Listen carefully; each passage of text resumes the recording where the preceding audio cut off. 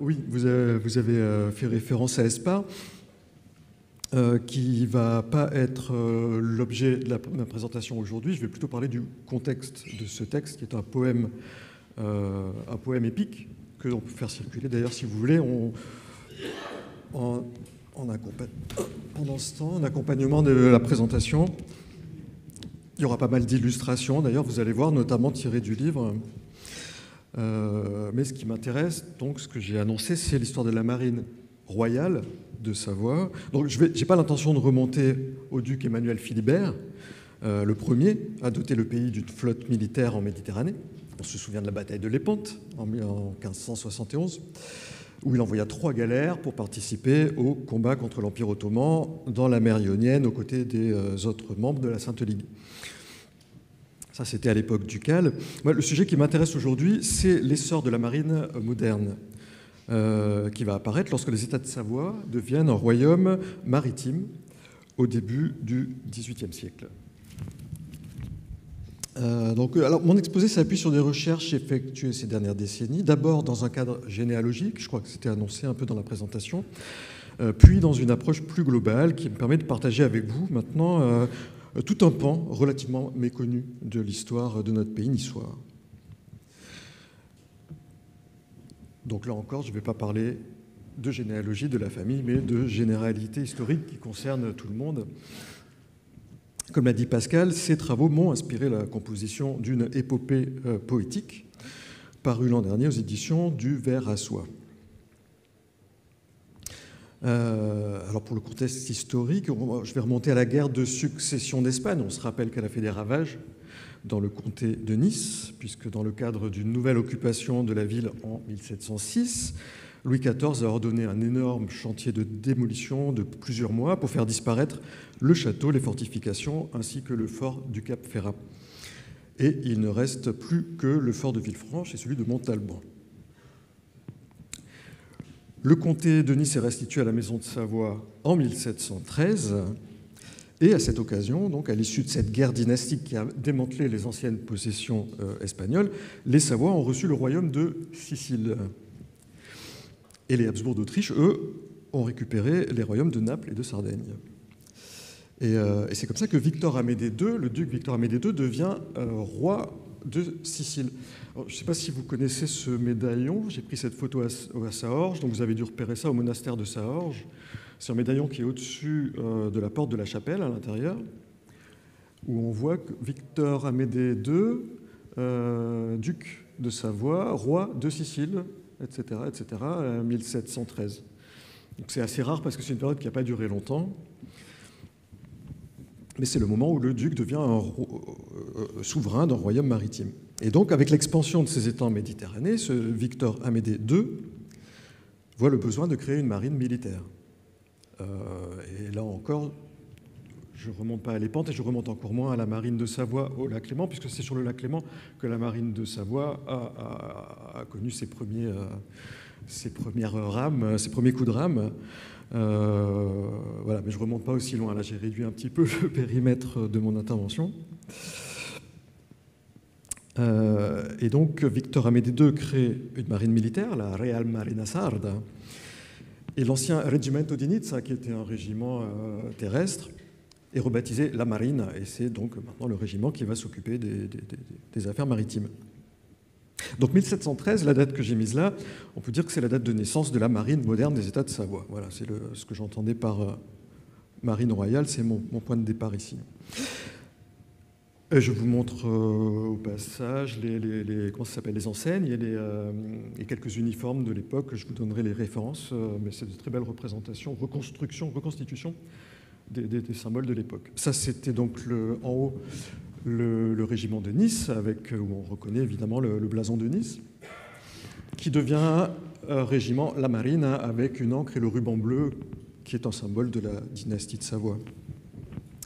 En 1720, la guerre continue, tout ça en 1720, les Savoie et Habsbourg, ils décident d'échanger leur royaume maritime, parce qu'ils se rendent compte, on voit sur la carte que bon, la Sicile, on ne la voit pas, mais elle est vraiment adjacente à la Calabre et donc au royaume de Naples. Et la Sardaigne est plus proche géographiquement du continent.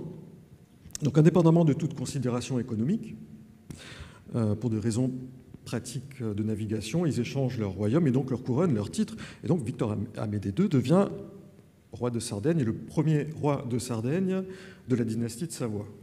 Après donc le petit épisode des Habsbourg et puis après la Sardaigne espagnole.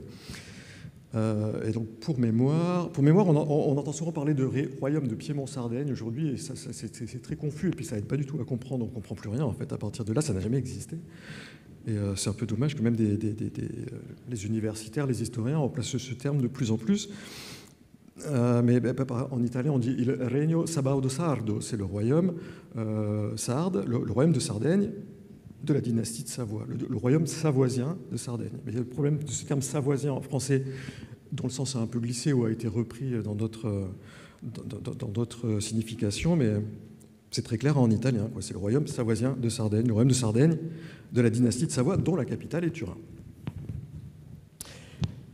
Et donc, jusqu'à la fin du XVIIIe siècle, les trois principaux ports de ce royaume de Sardaigne de la dynastie de Savoie sont Nice-Villefranche, relié à Turin par la route, Oneil, qui est à l'époque enclavé dans la République de Gênes, et Cagliari, sur l'île de Sardaigne.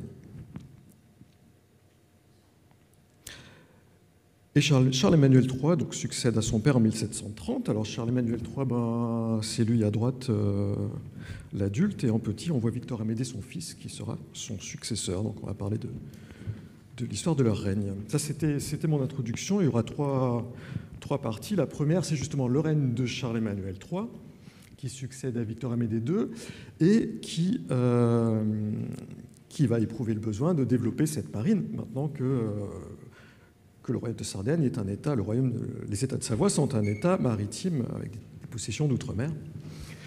Le dessin, la gravure date de la fin du XVIIe siècle. Donc c'est un peu avant notre sujet. C'est tiré du Theatrum Sabaudiae, donc un grand état des lieux avec des cartes, des représentations de tous les territoires des États de Savoie. Mais on reconnaît la ville, la citadelle de Villefranche, la ville fortifiée à côté avec un clocher, et un petit peu la darse, un petit bout de darse, voilà, dans la rade. Donc Charles-Emmanuel III, qui hérite de ce royaume maritime en puissance, lance un gigantesque chantier de développement de la marine royale. Et à Villefranche, on creuse une nouvelle forme de rabout pour permettre la fabrication et l'entretien des navires, puisque jusque-là, il n'y avait rien, il n'y avait pas grand-chose, il y avait quelques galères, et un peu à Nice, un peu là. Mais alors tout à coup, pour construire les installations portuaires d'une part et les bateaux, et pour propulser les galères, le roi a besoin d'une main-d'œuvre considérable. Et la population locale ne suffit pas. Alors qu'est-ce qu'on fait ? Eh bien, on va faire des rafles dans les campagnes, et en particulier dans les territoires annexés récemment, puisque petit à petit le Piémont s'est étendu vers l'est et a annexé récemment le Haut-Montferrat, la région de Acqui.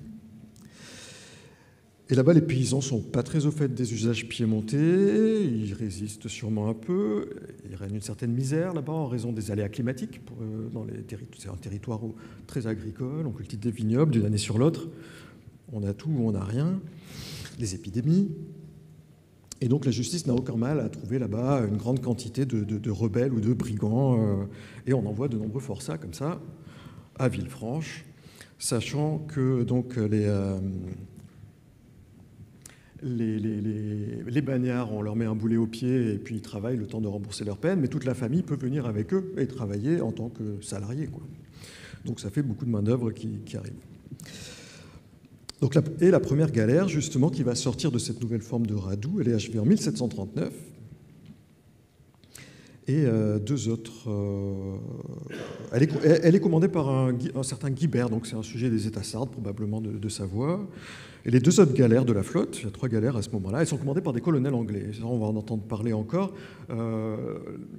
L'administration du royaume a tendance à faire appel à des officiers anglais, puisqu'ils sont évidemment mieux formés que les Savoyards ou les Piémontais. Ils ont une grande expérience de la navigation et du commandement des navires. Et donc ces 3 galères sont utilisées pour naviguer entre les ports du royaume, donc notamment entre le continent et l'île de Sardaigne, pour faire la navette et pour combattre les pirates, en chemin et le long des côtes. Et ce seront les dernières galères de la marine savoisienne. Et on voit ici un aperçu encore d'une des dernières. Là, on a la dernière galère, hein, dans la rade de Villefranche, il y a déjà un voilier à côté. C'est un peu plus tard, ça c'est une représentation par Trachel, avec le fort de Montalban sur la colline. Alors une parenthèse ou un petit épisode, sous le règne de Charles-Emmanuel III, il y a encore une guerre dynastique à cette époque, une nouvelle occupation française, c'est en 44-48, dans le cadre de la guerre de succession d'Autriche. Et le régiment, la marine, on voit leur nouveau costume, là, ils participent, mais ils participent à terre, là, il n'y aura pas de bataille navale, c'est plutôt les Autrichiens, enfin les Autrichiens les partisans de Marie-Thérèse et les Savoie qui se battent contre les Français et les Espagnols. Là, c'est un peu confus, là on voit une représentation de la grande bataille en 1747 et la prise de Montalban et l'attaque de Villefranche par l'alliance franco-espagnole 1747. Finalement, donc, pendant ce temps, la flotte sarde se réfugie dans le port de Livourne, qui est un port allié, puisque le grand-duc de Toscane, c'est le mari de Marie-Thérèse, quoi. Donc c'est les Habsbourg qui vont finalement faire valider leur légitimité, et puis on va rétablir la frontière sarde avec la France en 1748. Mais passons maintenant de l'autre côté du Mont-Bron, puisqu'à partir de 1749, donc Charles-Emmanuel III, parallèlement au chantier de Villefranche, il continue les chantiers du côté de Nice et du côté de l'embouchure du ruisseau Olympia. C'est le début de... Alors le ruisseau Olympia, là on voit qu'il n'y a pas de... C'est marécageux, mais contrairement à la rade de Villefranche, qui est un port en eau profonde, plus de 30 mètres, bon, il manque d'une protection au sud, mais autrement c'est un port naturel parfait pour les navires de gros tonnage. À Nice, tout reste à faire, puisqu'il n'y a absolument aucun abri. Donc il lance ce chantier de creusement du bassin. L'intérêt, c'est que depuis Nice, on a un accès plus facile à la route de Turin, alors que sinon, depuis Villefranche, il faut passer le col d'avant. Il faut passer le col, puisqu'évidemment, il n'y a pas la route de bord de mer, il faudra attendre Napoléon III, quoi. Et donc on construit un bagne sur les quais du côté de Nice et un lazaret à l'extérieur de la ville, le petit point violet. Et le fort de Montalban, donc là-haut, protège les deux côtés. Cette carte, elle est en français. Il y a le problème de service secret français, en fait, qui observait attentivement ce qui se passait pour comprendre la nature de ces chantiers et savoir ce que les Savoie avaient derrière la tête.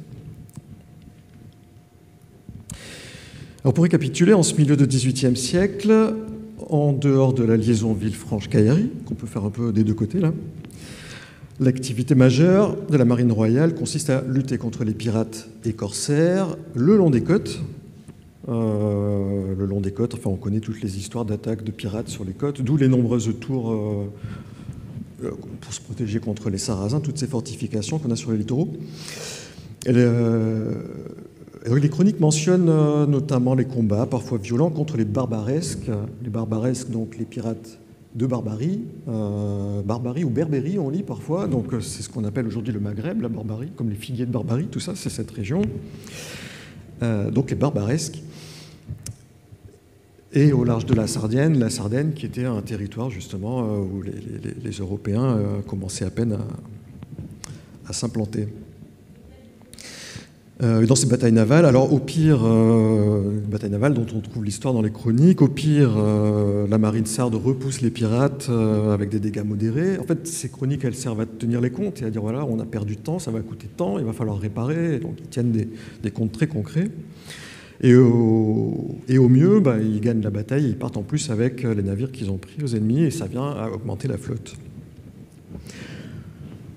Rapidement, je voulais récapituler un petit peu le contexte, le contexte géographique, là, avec les frontières terrestres.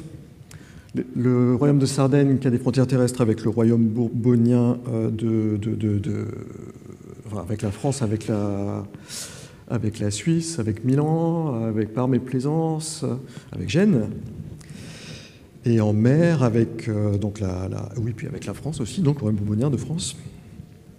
Et en mer, on a les Bourbons en Espagne et en France. On a ensuite donc le Gênes, Pise, Modène, Lucques, la Toscane, c'est les Habsbourg, la principauté de Piombino, les États pontificaux,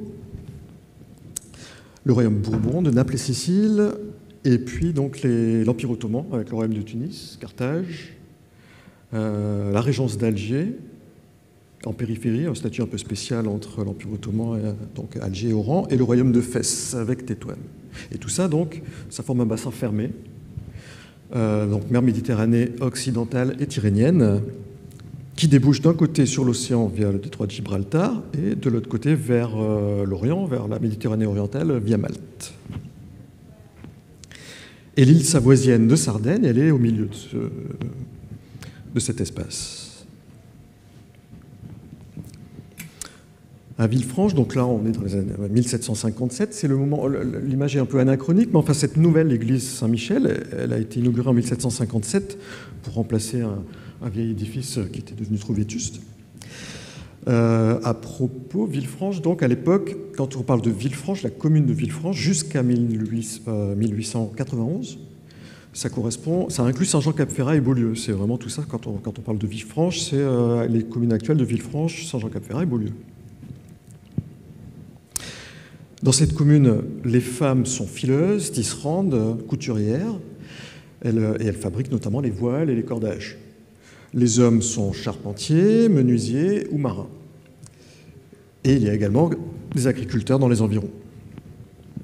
Donc tout le monde participe à la vie de ce port, qui sera jusqu'en 1792 le siège de la marine royale des États de Savoie.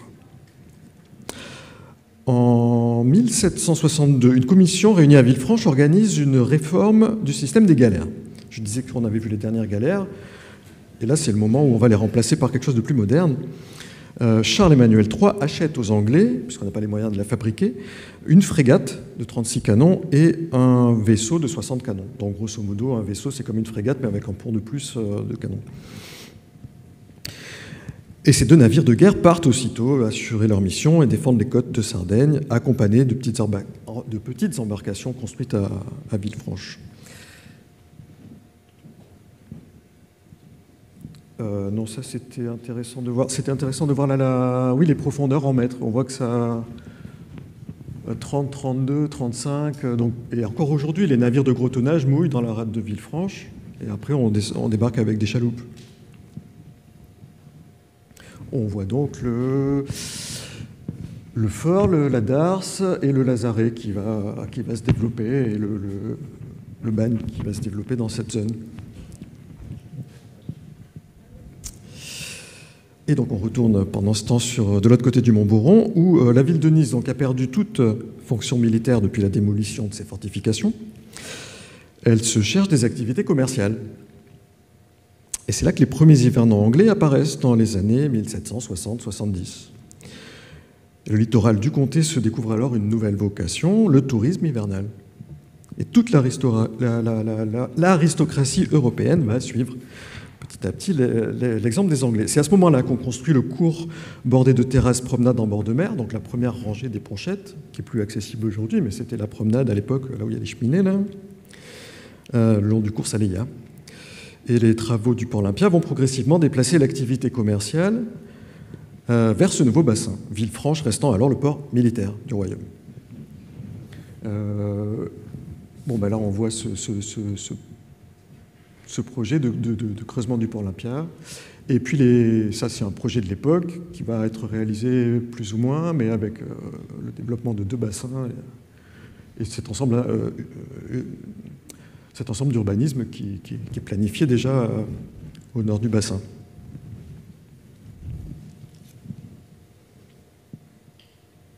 Séparé de la ville par la colline du château.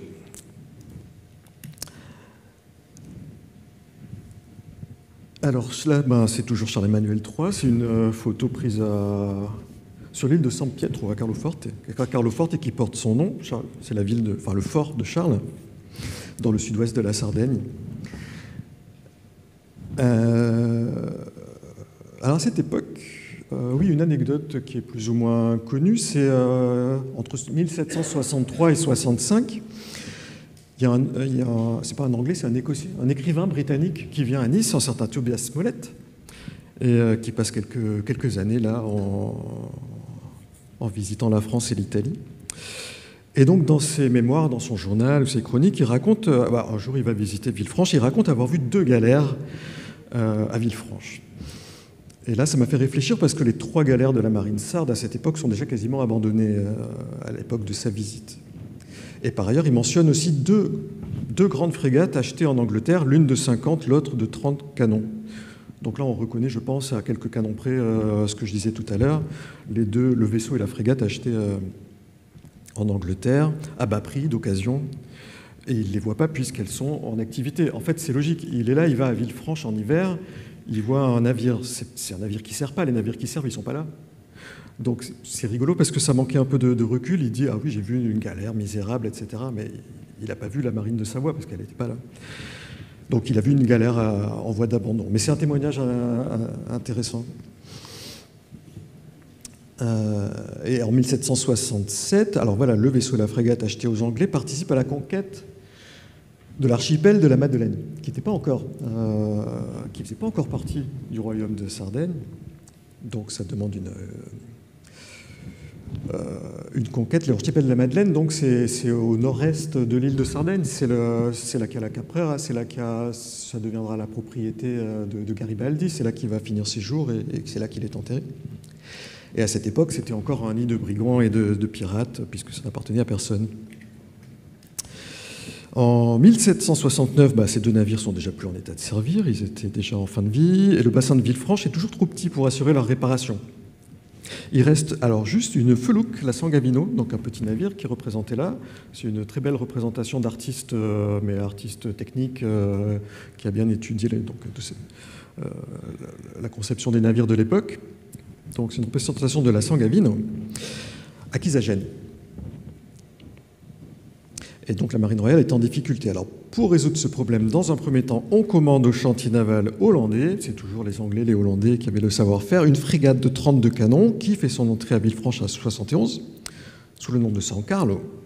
Donc c'est toujours San Carlo Vittorio, c'est le nom en hommage au roi, Charles Victor.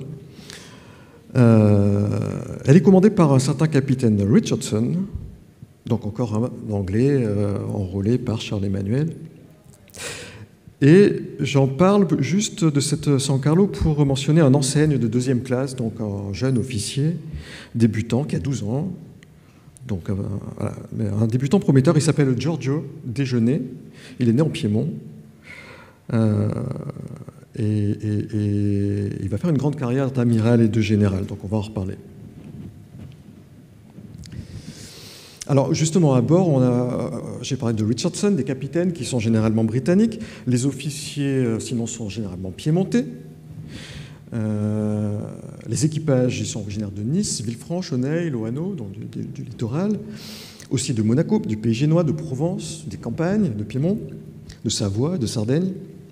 Le protocole à bord suit les habitudes anglaises, mais la langue de commandement à bord est plutôt le français. Sachant qu'à l'écrit, dans le royaume, la langue officielle, c'est l'italien. Mais on écrit aussi en français pour la marine. Et entre eux, la question se pose ou se pose pas. Enfin, les marins, ils parlent chacun leur langue, ils parlent une espèce de lingua franca, en fait, entre eux, qui mélange un peu toutes les langues latines des environs. Et c'est intéressant parce qu'à l'époque, tout le monde était beaucoup plus souple, que ce soit les marins ou surtout les commerçants, tout le monde était beaucoup plus souple et multilingue et tout le monde arrivait à communiquer avec toutes les langues parce qu'on avait... Surtout, chacun parlait la langue de son village et tout le monde arrivait à communiquer, quoi. C'était beaucoup plus polyglotte qu'aujourd'hui.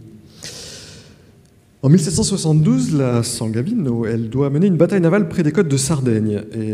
Mais surtout, c'est le moment où la marine sarde se donne un nouvel objectif qui était indispensable, c'est d'équiper enfin le port de Villefranche pour être capable de fabriquer et de maintenir des frégates. Là, un petit état des lieux avec la... vous voyez un changement par rapport à la carte précédente, là, non?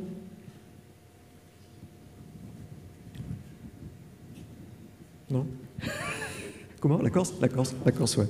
Ouais, c'est la Corse qui a changé de souveraineté et qui est maintenant en France, en 1768. Et les illustrations, comme à droite, là, sont tirées d'Espars qui circulent. Je ne sais pas si vous... Voilà. Des illustrations originales qui ont été faites par une illustratrice qui est assez spécialisée dans les dessins de marine, qui est très inspirée.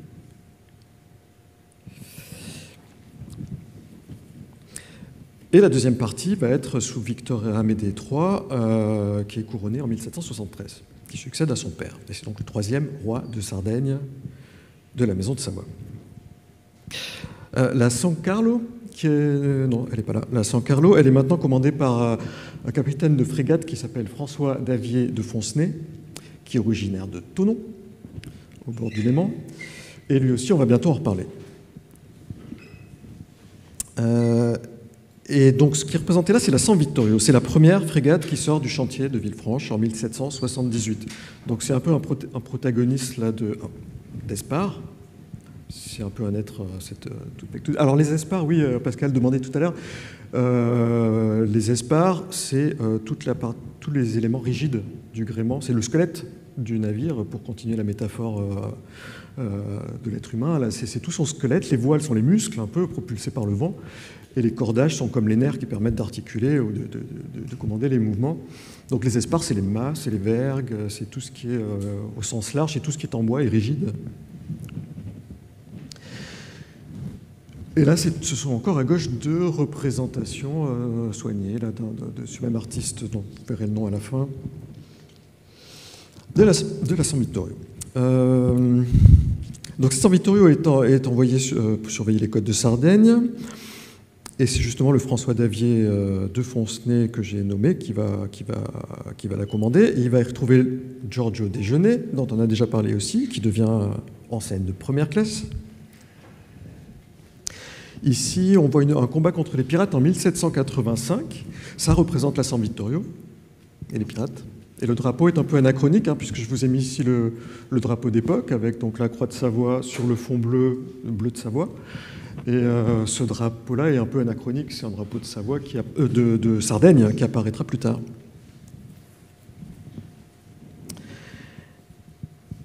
Alors j'en reviens à François Davier de Foncenay. Voilà, j'ai donné son nom, mais on va en parler un peu plus, parce que c'est un personnage particulièrement intéressant et il joue un rôle central dans Espars. Je l'ai pris pour modèle un peu pour le capitaine, sans le nommer, de même que j'ai pris pour modèle la San Vittorio pour la frégate. Donc j'ai dit que c'est un Savoyard qui est originaire de Thonon, c'est aussi un mathématicien de renom. Parce qu'à l'époque, il n'y a pas de navigateur GPS, il n'y a pas de calculatrice, donc pour piloter, il faut de solides compétences mathématiques. Donc en cabotage, tant qu'on suit les côtes, on détermine la position du navire et le cap à suivre en se référant aux amers, donc aux divers repères visibles sur le littoral, les phares, les clochers, les caps, etc. Et on fait des calculs de triangulation, ces éléments étant montés sur des cartes. Il faut maîtriser la trigonométrie, et il faut avoir des tables à jour. En haute mer, on n'a plus aucun repère terrestre. Donc là, il ne reste que la position des astres. Donc bon, le soleil, le matin, le soir, on peut repérer à peu près le sud entre les deux, mais en plus des mathématiques, là, il faut une bonne connaissance de l'astronomie et des bonnes tables à jour aussi. Donc en gros, voilà à quoi ça ressemble un manuel de navigation de l'époque. Voilà avec quoi on travaille pour naviguer. D'ailleurs, je ne sais pas si vous avez remarqué, mais la boussole, elle n'indique pas le nord des cartes. Elle indique un nord magnétique qui est variable et elle présente toujours un écart par rapport au nord géographique. Donc en plus, on a besoin là aussi de tables pour connaître la déclinaison magnétique en fonction de là où on se trouve, en fonction de l'époque, parce que chaque année ça change aussi.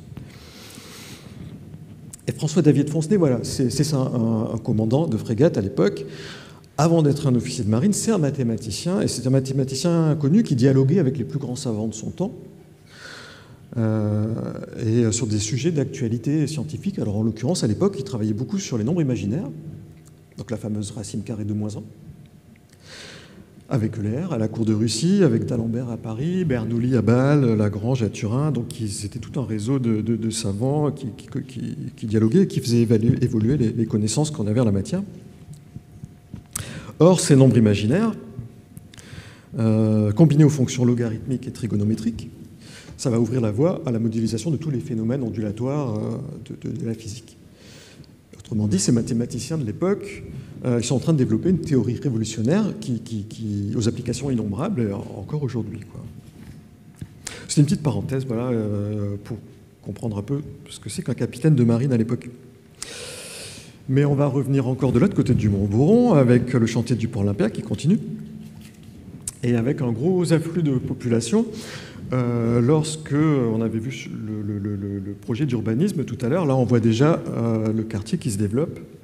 Et donc il y a une grande population qui vient affluer vers ce quartier, sachant que ce quartier maintenant ça devient le point de départ de la route vers Turin, la route royale, que Victor Amédée III décide de rendre carrossable pour favoriser, accélérer les transits entre Nice et Turin.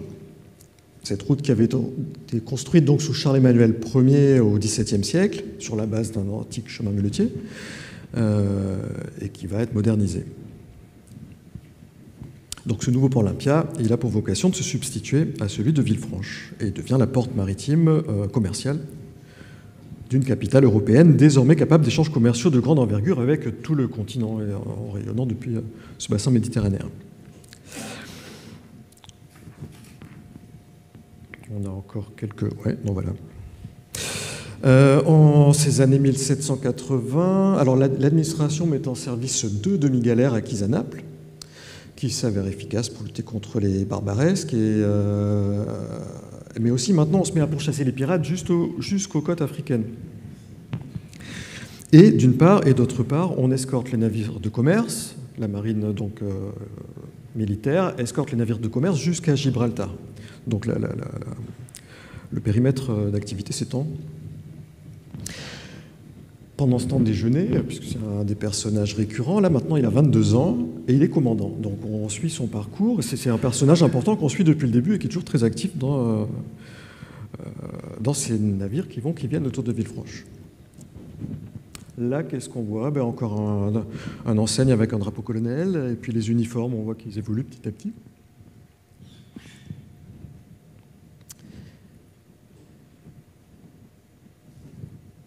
En 1786, sur les conseils de David Fontenay, alors 2 navires marchands sont achetés à Marseille et convertis en corvettes.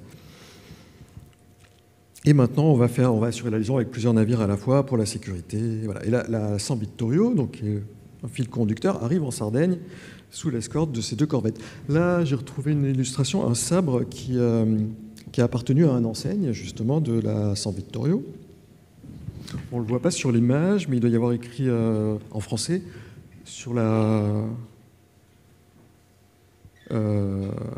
lame. Il y a écrit « Vaincre ou mourir pour Dieu et pour le roi » et « Vive le roi de Sardaigne ». Je mets des petits poissons, des illustrations au milieu. Ça c'est le petit poisson volant, le grondin volant de Vincent Fossa. Il ne faut pas oublier qu'il n'y a pas que des humains qui naviguent, là, il y a aussi toutes sortes d'animaux autour d'eux. Et j'en parle beaucoup dans Espar, des interactions avec justement ces animaux. Et on en revient à déjeuner, Giorgio Déjeuner, donc, qui embarque à bord de la San Vittorio pour aller prendre le commandement du port de Cagliari. Voilà.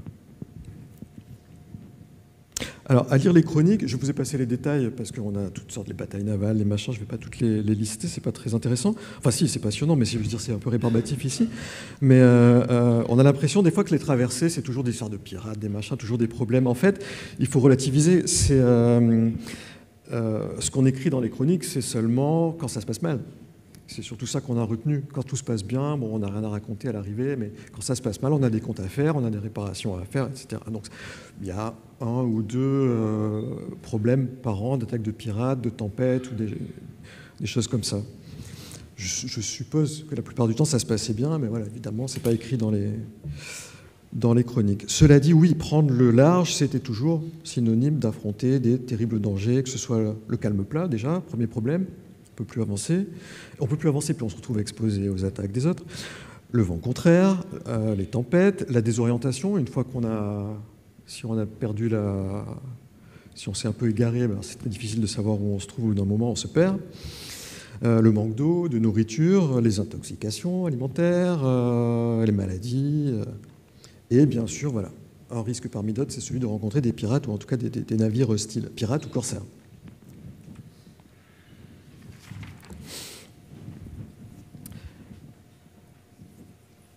Et ça nous amène à ma troisième et dernière partie. Alors là, je sors un peu du strict contexte d'Espars, puisque Espars se termine en temps de paix. Mais on ne peut pas s'arrêter, on ne peut pas parler de la marine royale de Savoie sans aller un petit peu au-delà et parler de cet épisode de la guerre de 92-96, puisque la marine militaire a joué un rôle. On connaît cette histoire à l'automne 92 avec les relations qui se tendent avec la France révolutionnaire, les réfugiés qui affluent depuis plusieurs mois. Et en septembre, l'armée du Midi est réunie derrière le Var, là-bas, jusqu'au jour, et on s'attend à une invasion imminente. Et donc le général niçois de Revel anticipe et ordonne l'évacuation de la ville. Et là, on voit l'armée, le repère 4, là-haut, l'armée et les nobles, les bourgeois, enfin ceux qui ont les moyens de s'enfuir, ils s'enfuient vers les montagnes pour aller vers Turin, ou au moins se réfugier du côté de l'Authion, où là, ils pourront faire des fortifications et se défendre. Alors que Nice n'est plus défendable, puisqu'on l'a vu au début, il n'y a plus de fortifications. Et donc quand les Français entrent... et la marine également, même chose, elle se replie... Enfin, elle est à Villefranche, et à ce moment-là, c'est David Foncenay, encore lui, qui commande la marine royale à Villefranche, ici. Donc quand les Français arrivent, à part un petit front ici de révolte, mais sinon ils entrent sans problème, ils sont même surpris, ils sont 12 à 15 000, ils arrivent, ils entrent, il n'y a quasiment plus personne, et donc ils prennent Nice facilement, sauf ceux qui sont repliés en montagne et qui continueront à se battre, les fameux barbets, mais c'est une autre histoire. Donc si on reste en mer, on regarde ce qui se passe à Villefranche, et à Villefranche, il y a une histoire rigolote, puisqu'il fallait qu'ils s'en aillent rapidement avant que le port soit pris par les Français. Et là, 4 jours avant l'invasion, la frégate San Vittorio, elle a réussi à s'échapper in extremis parce qu'en fait, elle était placée sous le commandement d'un certain Charles Ross, donc un capitaine anglais, britannique. Et comme il était sujet britannique, il avait le droit de hisser le pavillon britannique. Et ils sont partis comme ça, puisque les Anglais n'étaient pas encore en guerre à ce moment-là contre les Français. Et donc on les a laissés passer, ils étaient encore neutres, ils ont échappé à la vigilance, et la San Vittorio, qui était donc là, elle est représentée ici avec ce pavillon anglais, elle a réussi à s'échapper comme ça et à aller en direction d'Oneil ou de s'échapper vers l'est. Ross, je mentionne son nom parce que Ross, il est resté connu, c'est lui qui commandait le navire qui a accompagné Napoléon à Sainte-Hélène après. Donc c'est lui qui a sauvé la San Vittorio là, à ce moment-là. Ce qui m'inspire un petit aparté à propos, c'est classique, hein, cette histoire des faux pavillons. On connaît l'exemple évidemment du drapeau pirate. Il est où ? Voilà. Le fameux drapeau pirate, ça c'est une représentation moderne, mais de ce pavillon mythique qui est des pirates ou des corsaires qui ont un pavillon quelconque, et puis à un moment donné, ils le baissent, ils mettent ça, et puis ils disent maintenant c'est chacun pour soi, je suis là à mon propre compte. Il y en a un autre qui est le pavillon blanc. Le pavillon blanc, c'était... c'est le pavillon qui dit je suis neutre. Jusqu'à 1789, c'était le pavillon des Français, de la marine française. Le bleu, blanc, rouge est arrivé après. Apparemment, il n'y avait qu'un pavillon blanc, et ça voulait dire nous sommes neutres. On était là avec les canons, on disait nous sommes neutres. On peut tirer sur les autres, mais ne tirez pas sur nous, parce que nous, on est neutres, quoi. Et de la même manière, il y a le pavillon génois, que les Anglais, ils étaient un peu embêtés avec leur pavillon anglais, donc ils ont négocié à l'époque, c'était un peu avant, 17e siècle sans doute, je ne sais plus, ils ont négocié avec Gênes, ils étaient neutres, c'était des commerçants, ils n'étaient pas là ils voulaient de mal à personne, tout le monde faisait du business avec eux. Et les Anglais leur ont payé, leur ont acheté l'autorisation d'utiliser ce pavillon. C'est encore le drapeau anglais d'ailleurs aujourd'hui. Comme ça, ils pouvaient se balader en Méditerranée tranquille en disant « Regardez, on est neutre ». Donc c'est une vieille histoire. Et puis c'est toute l'histoire des corsaires. Les corsaires, ils ont un navire de la marine marchande avec leur pavillon, mais ils ont une lettre de course aussi de quelqu'un d'autre. Et à un moment donné, ils peuvent baisser le pavillon, et hisser le pavillon de l'autre et dire maintenant on attaque au nom de ma lettre de course. Donc c'était des vieilles astuces plus ou moins légales et qui rendaient les choses un peu confuses en Méditerranée. Bref, la San Vittorio, c'est le seul navire qui a réussi à s'échapper de Villefranche. Dans un premier temps, ils vont à Aunay, donc cette enclave ou ce petit couloir dans la République de Gênes. On débarque une partie de l'équipage qui va en partie se battre dans les montagnes. Et puis les autres vont à Gênes. Et à Gênes, immédiatement, on désarme la frégate puisque Gênes est neutre et il ne faut surtout pas qu'il y ait des étrangers armés dans le port de Gênes.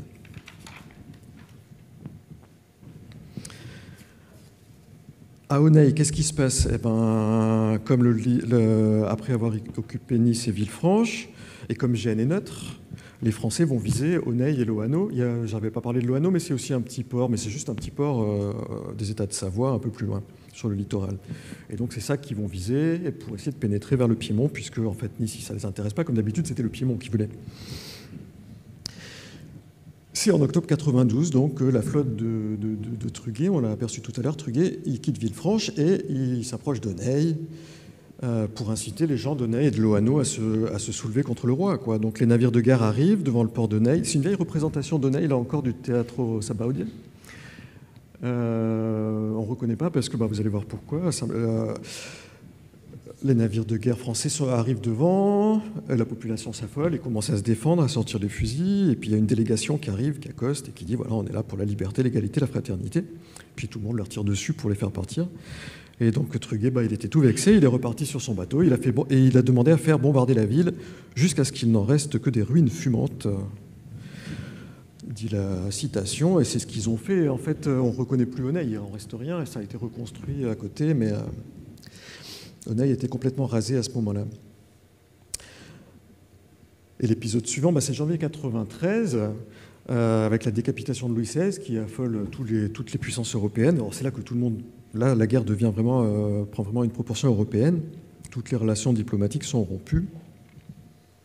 Pour l'anecdote, en février, Truguet tente de conquérir la Sardaigne avec l'aide du jeune Bonaparte, qui est aux commandes de l'artillerie. Et à Gênes, la San Vittorio, on l'a dit, a été désarmée. Mais suite à l'entrée en guerre de la Grande-Bretagne, Victor Amédée, il essaie de renouer des liens, de remettre la frégate en service et de tenter encore sa chance. Et comme les Génois sont neutres, ils laissent partir la San Vittorio, mais sans les armes. Donc ils vont à Aunay, ils vont chercher des munitions, et c'est à ce moment-là avec Charles Ross, et c'est à ce moment-là qu'ils trouvent Nelson qui passe par là et qui a besoin de gens pour aller se battre du côté de la Sardaigne. Et donc il prend à bord de son navire quelques personnes du coin, dont probablement des Niçois, entre autres, quoi. Donc ils sont partis aussi suivre Nelson pour continuer les combats là-bas. Enfin, c'est quasiment la fin, parce que là, un épisode qui n'est pas très connu, je crois, je ne sais pas, parce que c'était au début de ces guerres, le siège de Toulon. J'en parle parce que la San Vittorio est concernée, elle a participé, d'ailleurs c'est le dernier combat de la San Vittorio. C'est l'insurrection qui a éclaté dans la marine française à Toulon en août 1993.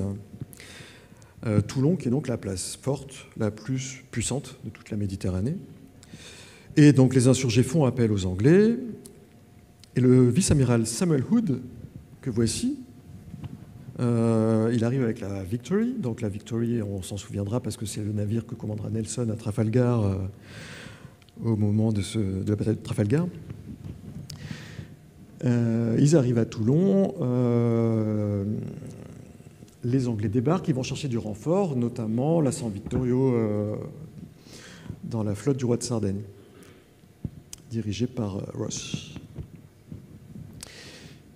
Bref, après 3 mois de combat, les révolutionnaires reprennent la ville grâce au jeune Bonaparte qui fait ses débuts, qui se fait remarquer. En fait, c'est le tout début de Bonaparte. Et c'est à partir de là qu'il va être nommé commandant de l'armée d'Italie. Mais en contrepartie, les Alliés gardent le contrôle maritime. Et en partant, ils prennent soin d'emporter les meilleurs navires et de détruire le reste de la flotte, une partie de l'arsenal. Et il y a une infinité d'images, on peut dire, c'est très médiatique à l'époque, ça a été très médiatisé. C'était une grande victoire des Alliés, mais enfin une victoire mitigée, puisque les insurgés avaient quand même gagné du terrain côté terrestre. Par contre, c'est un événement qui a des conséquences à long terme sur la marine française. Ça prépare en fait la future victoire britannique à Trafalgar. Les Français n'ont plus aucun pouvoir en mer, notamment en Méditerranée. C'est la Royal Navy qui est maître de la Méditerranée. À partir de là, Hood, je l'ai nommé Samuel Hood parce que on entendra parler de lui à propos de l'affaire du Bounty. C'est lui qui sera appelé à diriger la cour martiale du procès des révoltés du Bounty. Et c'est une histoire intéressante parce que il sera obligé d'appliquer la loi et de condamner à mort les insurgés et d'envoyer Bligh en Australie. Mais il va voir le roi en personne après pour lui dire là, il y a un problème, il faut changer la loi. On ne peut pas faire ça, quoi. Il ne faut pas que ça se reproduise. C'est une histoire intéressante. Mais c'est hors sujet. Mais bref, Samuel Hood, il était là à Toulon. Et comme la bonne vieille San Vittorio, elle a été emportée dans ce grand brasier, donc Ross demande à Hood de lui filer une frégate un peu convenable, prise aux Français. Et donc ils repartent avec l'Alceste, voilà, qui va remplacer la San Vittorio, mais pas pour longtemps. Voilà, l'Alceste battant pavillon sarde ici. Et quelques vues encore de l'Alceste, et puis de reconstitution. À gauche, c'est une photo avec, vous savez, les fans de Napoléon et tout ça, là, qui reconstituent les batailles, grandeur nature, avec les costumes et tout. Donc, c'est des marins de la marine qui défendent un fort, et les costumes de l'époque. Et en fait, l'Alceste va être reprise par les Français dans un combat contre la Boudeuse. La Boudeuse, c'était le navire avec lequel Bougainville a fait son tour du monde, 10 ans plus tôt, là. Donc encore une bataille navale, et alors là vraiment après ça, il reste plus rien, et puis les Français finiront par prendre Neil en avril 1994. Après quoi les Anglais se retirent de Méditerranée, l'armée sarde continue d'agir en Piémont, aux côtés des Autrichiens, jusqu'à l'armistice de Cherasco en avril 1996, et là la marine de Savoie, ou ce qu'il en reste, se replie alors sur l'île de Sardaigne, et la guerre se déplace vers d'autres fronts en Europe, tandis que le calme revient à Nice sous l'occupation française. Et comme je vous le disais, là, dans Espar, on parle aussi de tous ces animaux marins qui sont là au milieu de ces batailles navales et qui se demandent ce qui se passe au-dessus de leur tête. Jolie illustration d'Elsa Lacotte pour Espar. Je voulais faire bref, et ça, c'était pas aller beaucoup plus loin que ça, si ce n'est une conclusion sur la Restauration, puisqu'après la longue période des guerres napoléoniennes, le royaume de Sardaigne est restauré en 1814, mais l'année suivante, le congrès de Vienne officialise l'annexion de tout l'ancien duché l'ancienne république de Gênes, puisque les républiques de Gênes et de Venise étaient des républiques aristocratiques, non pas dynastiques, qui avaient collaboré avec Napoléon. Il n'y avait plus personne à qui les restituer, et elles sont partagées entre Venise au Habsbourg et Gênes au Savoie. Donc la couronne, là, la capitale, c'est Turin. Le petit port à gauche, c'est Nice-Villefranche, mais il y a maintenant le grand port de Gênes, le plus grand de Méditerranée, encore aujourd'hui, je crois, à peu près. Le port de Gênes qui est placé, qui va être le nouveau siège de la marine royale sous le commandement de l'amiral Desgenais, encore lui. Et donc à la Restauration, c'est là qu'on peut parler de déjeuner en paix. Et dans la division de Nice, donc l'activité maritime est réduite au commerce local, et donc c'est Charles Félix rétablit quand même les franchises douanières pour assurer la population, mais Charles Albert proclamera en 1847 l'abolition de l'absolutisme et des privilèges, et Victor Emmanuel II sera donc amené à révoquer ces franchises dans les années 1850 au nom du principe « la loi est la même pour tous ». Et autrement dit, cette annexion de Gênes en 1815 annonce fatalement le déclin des ports de Nice et Villefranche. Voilà. Les chantiers navals de la Rade et d'Olympia disparaissent. Les soldats et ouvriers de la marine vont se reconvertir dans l'administration portuaire, dans la marine marchande, ou dans la menuiserie, voilà, etc. Donc là, c'est la conclusion de cette histoire. Après, c'est une autre histoire. Après, ça se passe à Gênes, à Spezia.